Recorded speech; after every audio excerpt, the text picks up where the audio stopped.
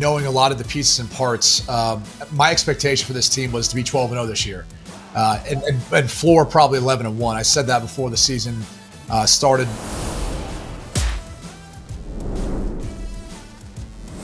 Hello and welcome in. It's always college football. I'm your host, Greg McElroy. Today is a Wednesday edition. It's September 4th. We're at Hump Day. Had a game just 2 days ago. Florida State and Boston College. We've broken it down. We've talked about it in other places. That's yesterday's news. So if you're looking here on a Wednesday for some type of breakdown about what the Noles can't do, you've come to the wrong place. We might address their inadequacies in the future, but not today. Today, we're kind of looking ahead. We always do this on Wednesdays. We try to bring in a big-time guest. Today, we're going to bring in former Notre Dame quarterback, current Fox Big Noon kickoff commentator, analyst, expert, Brady Quinn.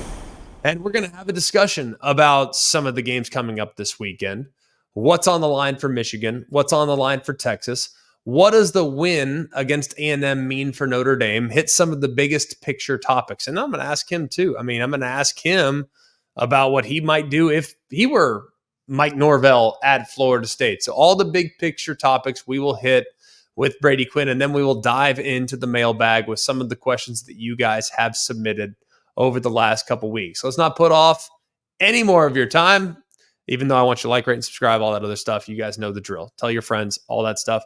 Let's get to our conversation with Brady Quinn.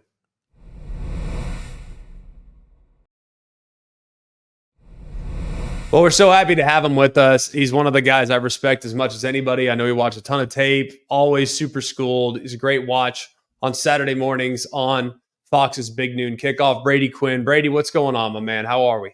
I'm doing well, Greg. I was just saying to you a few moments ago, I feel like I'm a bit behind this week with the holiday weekend, but that's life, especially as you know, when you're a family man, got everything else going on outside of work. But thanks for having me on. Always enjoy the opportunity. No, it's great. And yeah, this week is a little unique, little behind, especially with Labor Day being what it was and trying to enjoy some semblance of family. Plus we had games like all the way through it, Florida State and everything. We'll start there because I don't want to spend too much time on Florida State. I feel like it's like beating a dead horse at this point. I don't want to say I'm like frustrated by how it's being covered because I don't feel like the teams that beat them are getting the credit they deserve. But at the same time, it's hard not to look at a team that was this close to the playoff last year and not be disappointed with what you've seen through 2 weeks. So we'll just start here. Can it get fixed, Brady? I think it can, but I mean, not to get into a whole nother conversation. This is part of my issue, though, with preseason rankings, and I understand the importance to some out there. But given what this team lost to the draft and really what wasn't going to be there, last year when we want to talk about the quarterback or in their bowl game, it's an entirely different team than I think what we watched last season. And the optimism, I think, comes when you are able to get a transfer quarterback that had the career like he did during his time at Oregon State and DJ Uiagalelei. And the problem is I kind of take a step back and I look at this whole transfer portal process and go, well, didn't his head coach go to Michigan State? Why did DJU end up there? Now, there could be a lot of reasons for that. But I think oftentimes, the writing's maybe on the wall as far as, why certain decisions are made and why players go certain places. And maybe it lends you to think that they feel like maybe DJ hit a ceiling, during his time with Jonathan Smith, or they felt like Aiden Childs would be a better, prospect, a better player in his system moving forward, whatever the case may be. And I don't want to put all this blame on DJU, but he struggled mightily, and I think a lot of the optimism comes with, him being a part of this team, other players who transferred in as well to replace what they lost. So I never felt like they were going to be a top 10 team. I think that leads to two parts of this conversation. One, us not giving Georgia Tech enough credit, BC for that matter enough credit, but also because we look at Florida State, we're like, well, they're overranked. It's like, well, of course they are. Like the season just started. We have no idea how some of these teams are going to be. Michigan was able to beat Fresno State, which is a tough non-conference opponent to open your season with. But they don't look like the same Michigan team that we saw just a year ago that won the national championship. So, again, we don't need to spend a ton of time on this, but I think that's one of the things that, as we look at the storylines outside of the actual game itself, is if you got a coach that leaves and go takes another job, he doesn't take their quarterback, you should be a little bit aware of why is that? What's the case there? I mean, I'm not sure if you looked at with that with some side eye, But that was something that I think kind of concerned me for DJU going to Florida State, and kind of wondering why that didn't happen there at East Lansing. Yeah, and to take it one step further, to take his backup, Aiden Childs, with him to Michigan State. So good observation for sure, and definitely unique. But I like you said, I think Florida State's problems really are kind of at the line of scrimmage as much as they are on DJ. If you're supposed to be elite on the offensive and defensive lines, like, why aren't you? And then there's really no excuse. Like, they have guys that have played. So like I said, I don't want to be super negative here early. I want to spin it positive, because I do think there's more to play for. And hey, maybe they figure things out after the bye week and they become a better team down the road. Let's talk about someone who looked great in week one. Great at times in week one. Notre Dame Fighting Irish. Excellent start to the season. This was not a game that felt like they've won in the past. This was one not that dissimilar to an Ohio State game last year, where it's like they found a way to lose it at the end. Instead, they took control of the game as the game went along. The running game got going a little bit. They showed great poise, I think, down the stretch to win the game and to make the plays that you need to make to win the game. So based on just a couple things that need to be cleaned up, are you feeling more optimistic about Notre Dame based on what we saw last Saturday? I guess I'd answer by saying no, only because I was already really high on this team, and knowing a lot of the pieces and parts. My expectation for this team was to be 12-0 this year, Wow. and floor probably 11-1. I said that before the season started to a few different people, and it's for these reasons. If you really look at what they did this offseason, they were able to extend Al Golden, who I think is one of the best defensive minds in college football.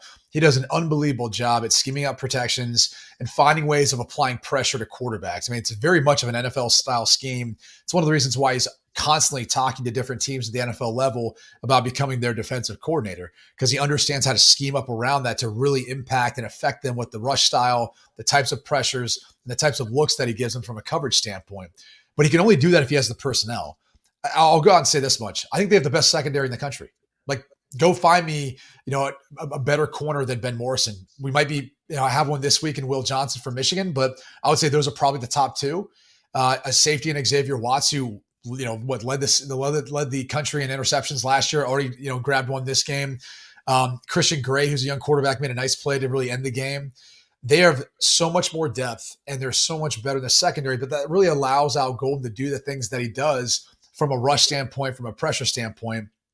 But that's kind of like their staple. That's their foundation.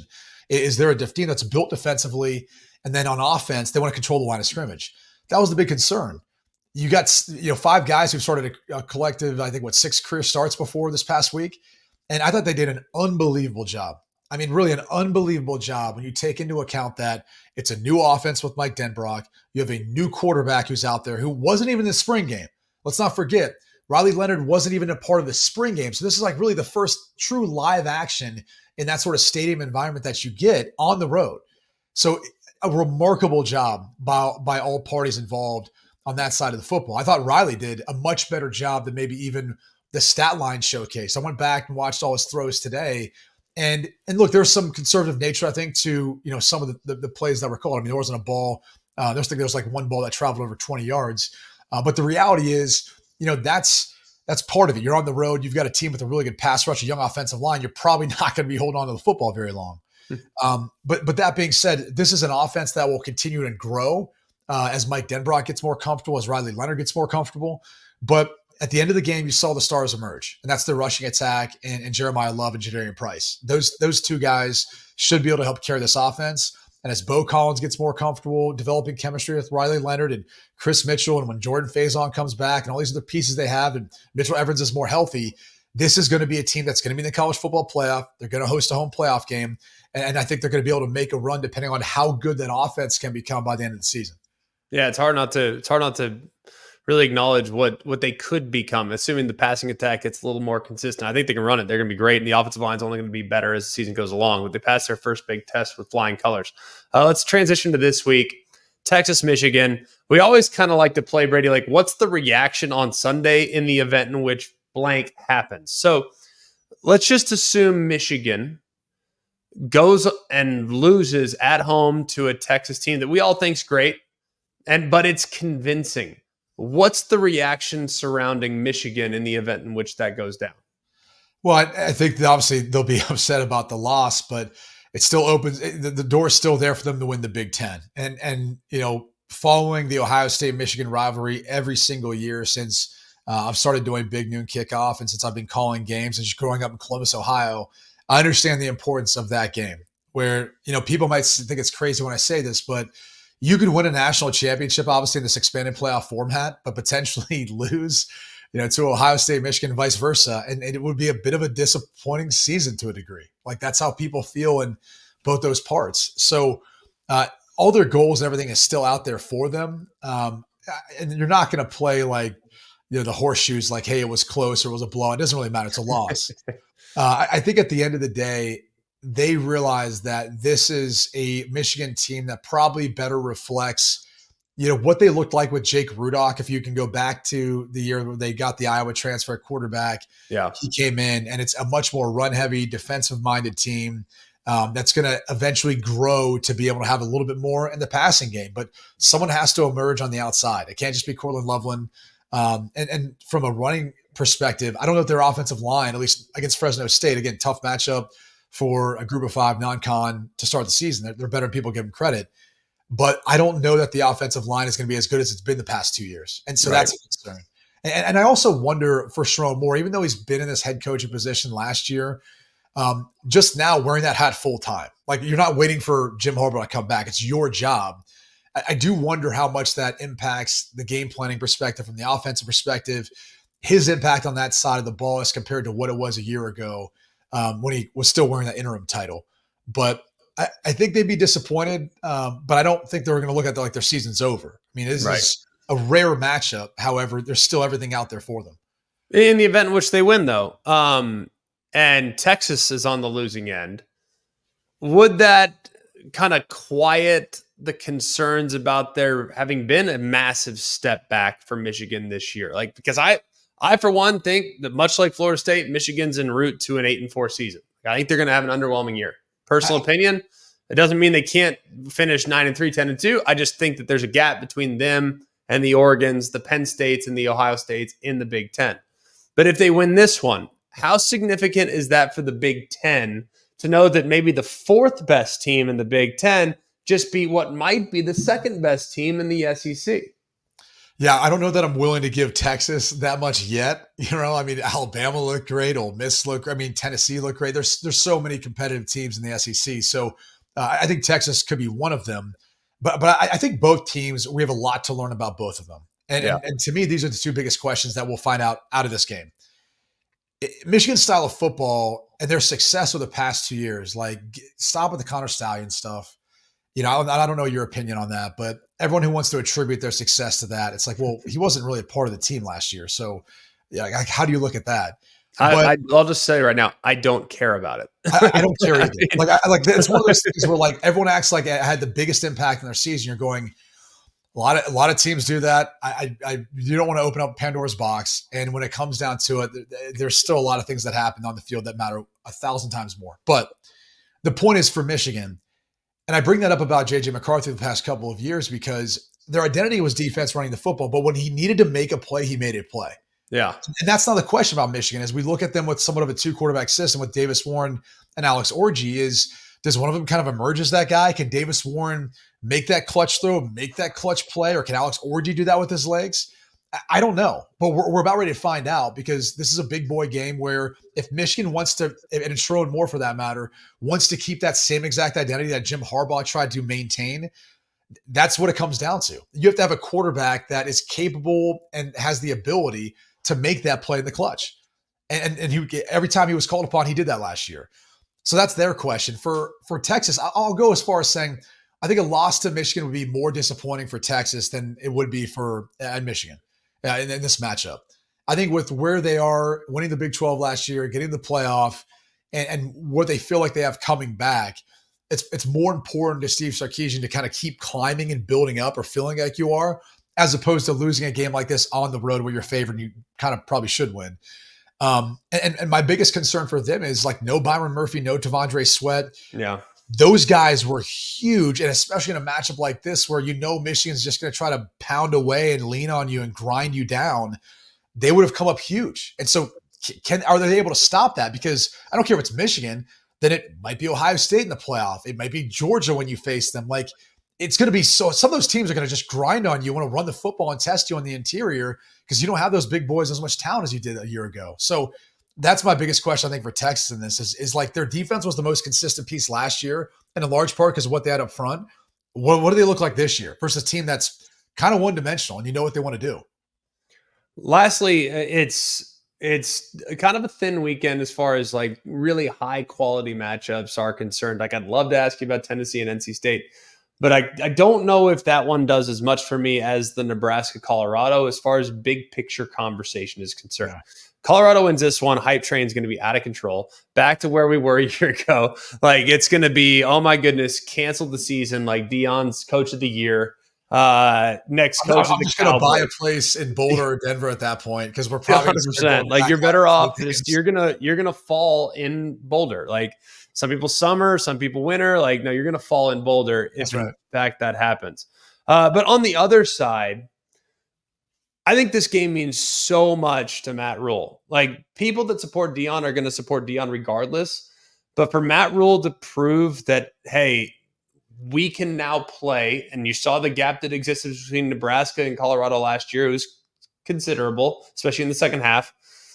Now it's like, this is real progress that's being made, and maybe we can win a bunch of games this year that you don't anticipate. So what side of the aisle needs this one more, Nebraska or Colorado? That's a great question.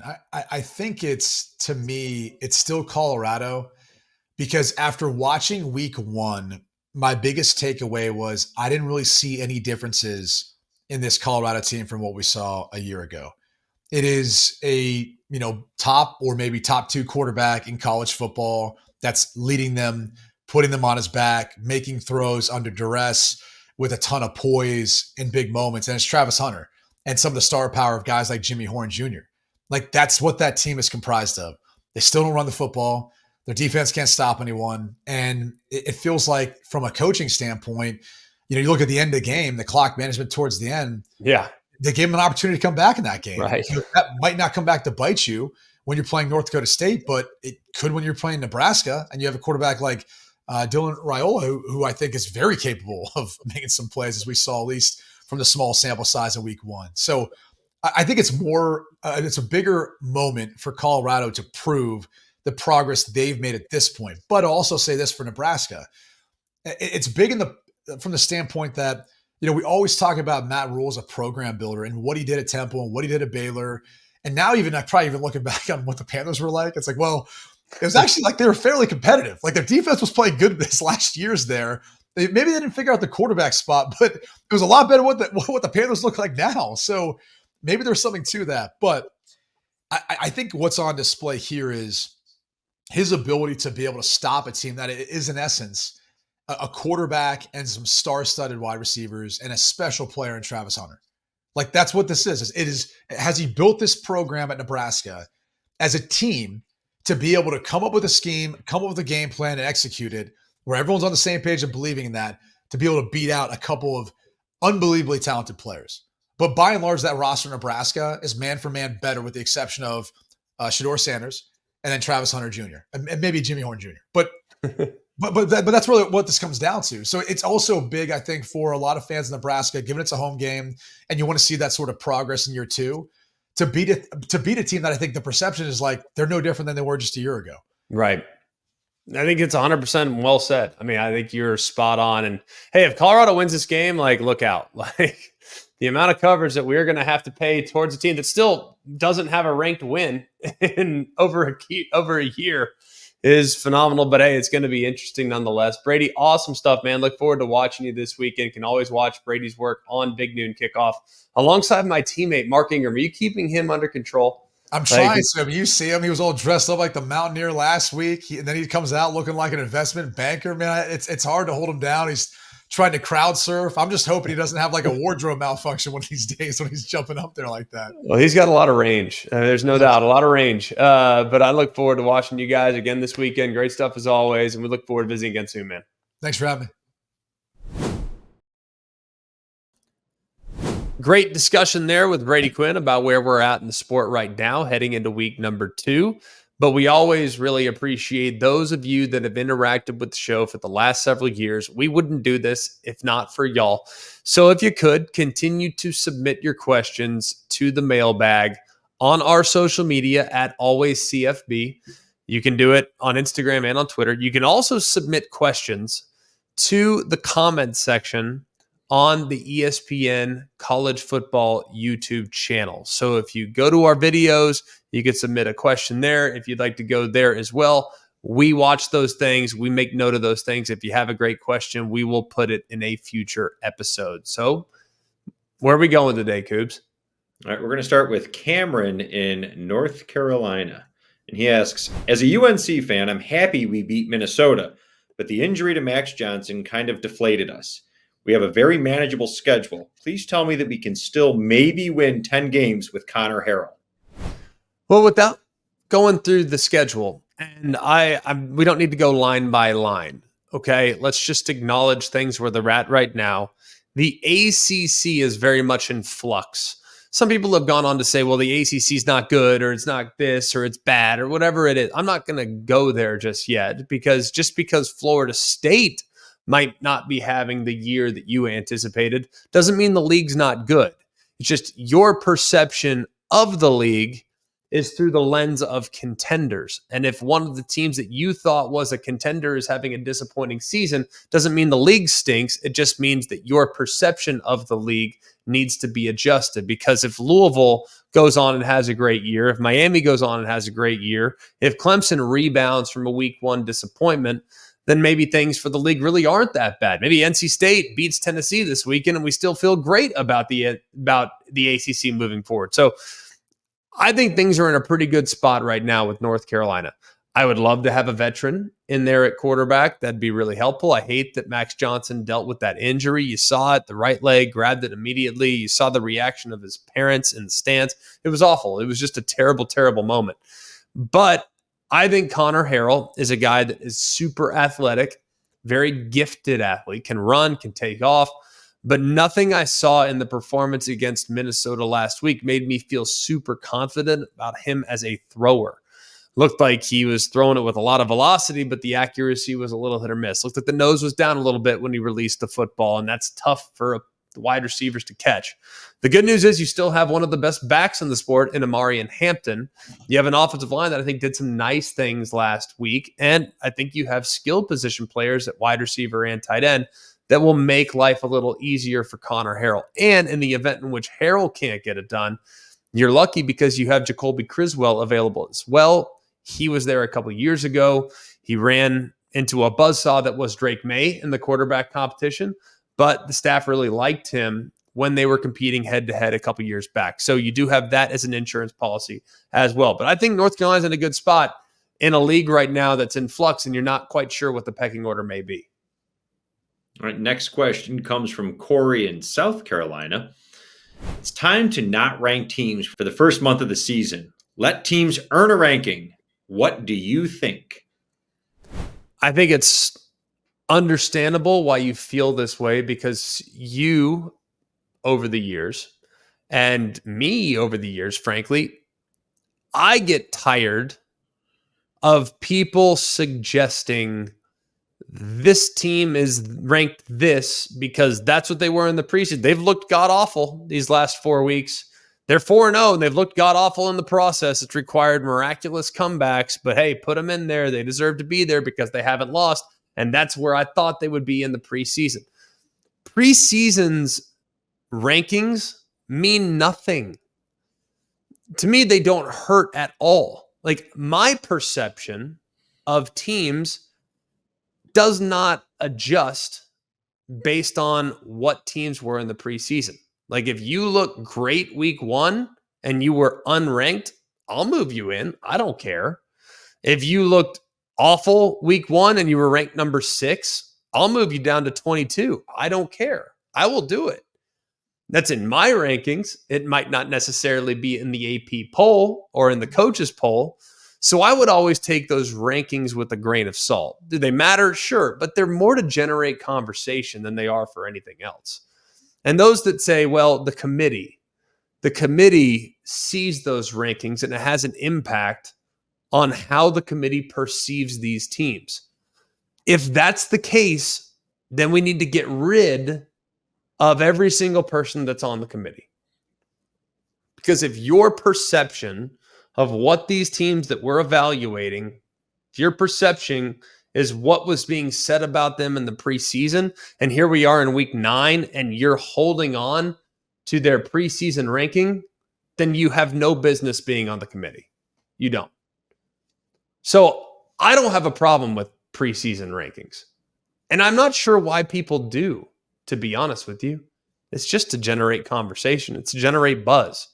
The reason why nearly 8 million people watched Clemson and Georgia in a thorough beatdown in the second half is because there was a 14 next to the name of one team and a 1 next to the name of another. The reason why 8.3 million people watched Texas A&M against Notre Dame, yeah, the brands matter, but I'll tell you what also matters, that number next to A&M and Notre Dame's name. There's a reason why these things matter. And the rankings help drive interest, and interest will ultimately help the sport. So rankings are fine. You can choose to ignore them if you want. That's perfectly fine. But they do serve a purpose, and that purpose, albeit small and unimportant as the season goes along, it does generate some interest before the season and creates a little positive momentum before we head into week 1.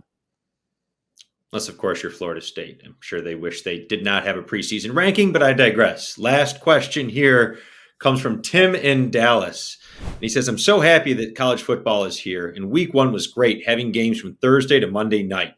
But looking at the schedule, week 2 looks like a dud, except for a few games. What can be done to fix this in the future? Well, week 2 certainly has fewer matchups that most casual fans would consider to be compelling. Just being honest.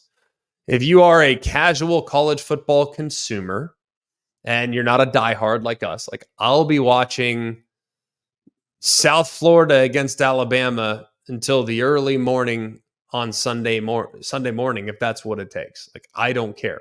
I was up watching Tetcheroa McMillan until 2 a.m. the other night. Like, I don't care. If it's on, I'm watching. I've watched Hawaii games until 2:30 in the evening that started at 11:59 Eastern. So I've done it. Like, I love the sport. I'm going to watch it regardless. And if the spreads are 40 plus points, I just don't care. There's only so many weeks of college football that I can consume it. So I'm going to watch as much as I can for as long as I can until we get to the postseason. And then I watch every day, but it's only 1 or 2 games. It's a little easier to manage your time at that point. Here's how we solve the dip in weeks 2 and 3 in quantity of high quality games. 1, you force every conference to play 9 conference games. Will that happen? I don't know. I really don't know. 2, we get rid of FCS games altogether. And for those that say, well, we need the FCS games, like we got to have them because those FCS teams need the money. Well, let's find a way to subsidize that level of football by taking I'm talking a minuscule percentage of the college football playoff revenue, and we put that money into a pool for FCS teams that earn based on how they fare in the postseason the year before. So get rid of FCS games altogether. And then 3, at the end of the year, this year, you need to promote, I'm not saying like elevate, but to an extent, promote the non-conference games involving Power 5 teams. So, for example, let's just say Michigan loses this weekend to Texas. And Michigan is sitting there at 9-3 at the end of the season. And they're being measured against a 10-2 Ole Miss team. Okay? that did not win their conference championship and that lost their two most difficult games of the season to LSU and to Georgia. So you have a 9-3 Michigan that lost to, say, USC, Ohio State, and Texas against an Ole Miss team whose best win might be a solid win against an 8-4 Texas A&M team. Well, you actually reward Michigan because Michigan's third loss that I'm referring to was against Texas in the non-conference. They challenged themselves in the non-conference, whereas Ole Miss played against Wake Forest. And that is a game in which Ole Miss will be heavily favored. So that's how you do it. Three things. One, you force every conference to play 9 conference games. 2, you get rid of FCS games altogether. And 3, you reward teams that challenge themselves out of conference, even if they lose. I'm not saying now if Michigan gets boat raced by 49 this weekend, then no, you don't get credit for a close loss. You don't get credit for having challenged yourselves and then embarrassed yourselves. Like, no, you don't do that. But if it's close, if it's a photo finish between two teams at the end of the year for that number 11 spot in the college football playoff, that at-large spot, the last spot in, then reward the team that challenged themselves in the non-conference opposed to the team that didn't play anybody of significance in the non-conference. That'll do it for us here at Always College Football. Continue to encourage all of you to like, rate, and subscribe to the show wherever you get the show. On the podcast platform in particular, I listen to podcasts all the time. I just download them. I have my shows that I like. It shows up on my Apple CarPlay right on my car, and I just press and listen to all those shows. Just go ahead and download and subscribe to that show. Like, subscribe to our show and it'll pop up. So if you like what you hear, you can listen at 2x speed. If I talk too fast, you can listen to 0.5 speed. Like, whatever you choose to do, like, rate, and subscribe to the show would be awesome for us here on whatever podcast platform that you use. If you're here with us via the ESPN YouTube channel and you want to be a part of the show, comment in the comment section. We might even read some positive comments.